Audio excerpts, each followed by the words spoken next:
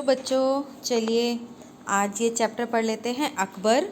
इसमें हम जानेंगे कि अकबर ने अपने साम्राज्य का विस्तार किस प्रकार किया था और उनके जन्म, उनके माता पिता के बारे में। तो ये देखिए, आपको अकबर दिखाई दे रहे हैं। अब यहाँ देख लेते हैं। अकबर ऐसे उल्लेखनीय शासकों में से एक हैं जिन्होंने राष्ट्रीय भावना, धार्मिक सहिष्णुता और अपने निपुण शासन से भारत के इतिहास में एक विशेष स्थान बनाया है। वह विदेशी आताई तैमूर और चंगेज़ खां का वंशज था, परंतु उसने स्वयं को पूरी तरह भारतीय बना लिया था। भारत की उन्नति और विकास में वह ऐसे लगा रहा जैसे कि वह मूल रूप से भारतीय वंश का ही हो। भारत का इतिहास उसे अकबर महान के रूप में याद करते हैं। अकबर का जन्म अमरकोट के राजा विशाल के महल में 14 अक्टूबर 1542 ईस्वी को हुआ था।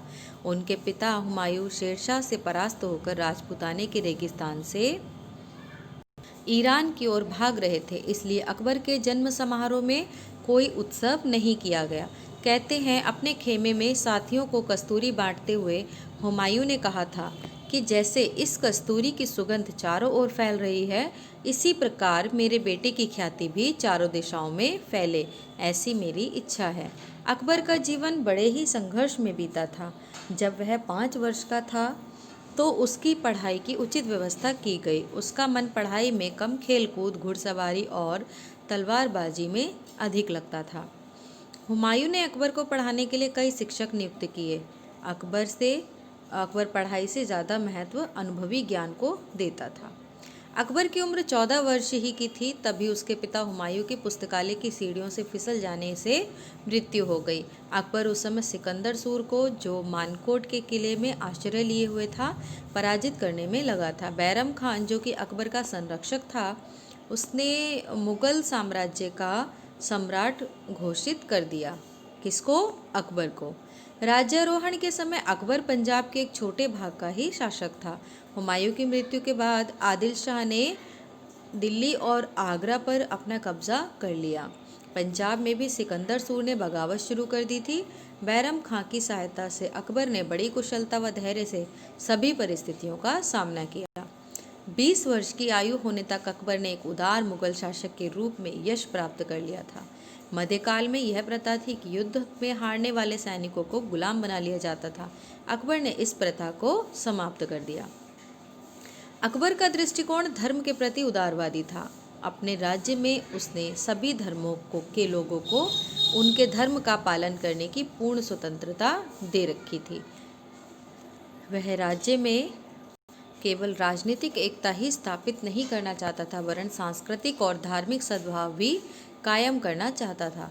इसी से प्रेरित होकर उसने दीन-ए इलाही नामक नया धर्म चलाया, जिसमें सभी धर्मों के गुणों को समाहित किया गया था। यह धर्म रूढ़ियों पर आधारित न होकर तर्क पर आधारित था। अकबर स्वयं तो अधिक पढ़ा लिखा नहीं था, लेकिन विभिन्न विद्वानों के संसर्ग से तथा पुस्तकें सुनकर उसके ज्ञान में वृद्धि हुई थी। उसकी स्मरण शक्ति अलौकिक थी। वह केवल सुनकर ही पुस्तकों को पूर्ण रूप से याद कर लेता था। उसका दरबार विद्वानों तथा कलाकारों का केंद्र था। उसकी राजभाषा फारसी थी। इसी समय फारसी में मौलिक रचनाएं भी की गई तथा अन्य दूसरी भाषाओं के ग्रंथों का अनुवाद भी किया गया। बहुत से भारतीय तथा विदेशी कवि व विद्वान अकबर के दरबार में रहते थे। अकबर का समय हिंदी के लिए स्वर्णकाल था। सूर, तुलसी, रहीम तथा रसखान उस समय के प्रसिद्ध हिंदी कवि माने जाते हैं। सूर, तुलसी, रहीम तथा रसखान उनके समय के हिंदी कवि थे। बीरबल भी अकबर के दरबार में ही थे। अकबर के दीवाने खास में 9 रत्नों का विशेष सम्मान प्राप्त था। अकबर संगीत का अनन्य प्रेमी था। उसके राज्य में हिंदू तथा मुसलमानों का संगीत मानो मिलकर एक बन गया था। आईने अकबरी में उसके समय के 36 श्रेष्ठ संगीतज्ञों के नाम अंकित हैं। तानसेन उनके दरबार का श्रेष्ठ गायक था। दूसरा प्रसिद्ध गायक बैजू बावरा था। अकबर ने स्थापत्य कला की नई शैली को भी जन्म दिया। उसने आगरा, इलाहाबाद तथा लाहौर में विशाल किले बनवाए। अकबर के समय की सर्वश्रेष्ठ वास्तुकला का नमूना उसकी राजधानी फतेहपुर सीकरी में निर्मित इमारतें हैं। अकबर के साम्राज्य में बड़े बड़े समृद्धशाली नगर थे। अकबर को चित्रकारी से भी बड़ा प्रेम था। उसके दरबार में योग्य तथा कुशल चित्रकार थे। चित्रकारों के चित्र पसंद आने पर अकबर उन्हें उचित इनाम भी दिया करता था। साथ ही साथ उनके वेतन में भी वृद्धि कर देता था। अकबर को शिकार खेलने में विशेष रुचि थी। यह उसका नित्य का मनोरंजन था। बाज को निशाना मारने में उसको सबसे अधिक आनंद प्राप्त होता था। अकबर इतना शक्तिशाली था कि शेर की गर्दन को तलवार से एक ही बार में काट देता था। वह अत्यंत परिश्रमी तथा कठिनाइयों का डटकर मुकाबला करने वाला था। उसे अपनी प्रजा से सहानुभूति थी। वह प्रजा की फरियाद सुनता था तथा छोटे बड़े के भेद के बिना वह सबकी भावनाओं का सम्मान करता था। इस प्रकार हम कह सकते हैं कि अपने जन्म के समय प्रकट की गई पिता की इच्छा को अकबर ने पूरा किया। अकबर का नाम भारतीय इतिहास में सदैव अमर रहेगा। बच्चों, देखा, मेहनत करने का फल हमेशा ही मिलता है। और अकबर कितने मेहनती थे कि उन्होंने अपना नाम चारों तरफ फैलाया अपने राज्य का विस्तार करके। तो क्वेश्चन आंसर देख लेते हैं। अकबर का जन्म कब हुआ था? तो अकबर का जन्म 14 अक्टूबर 1542 ईस्वी को हुआ था। सेकंड, अकबर के जन्म के समय होने पर हुमायूं ने क्या इच्छा व्यक्त की थी? तो इसका आंसर हम देखते हैं। ये देखिए, जैसे उनके पिता जो थे उन्होंने ये इच्छा प्रकट की थी कि जैसे इस समय कस्तूरी की सुगंध चारों ओर फैल रही है, इसी प्रकार मेरे बेटे की ख्याति भी चारों दिशाओं में फैले।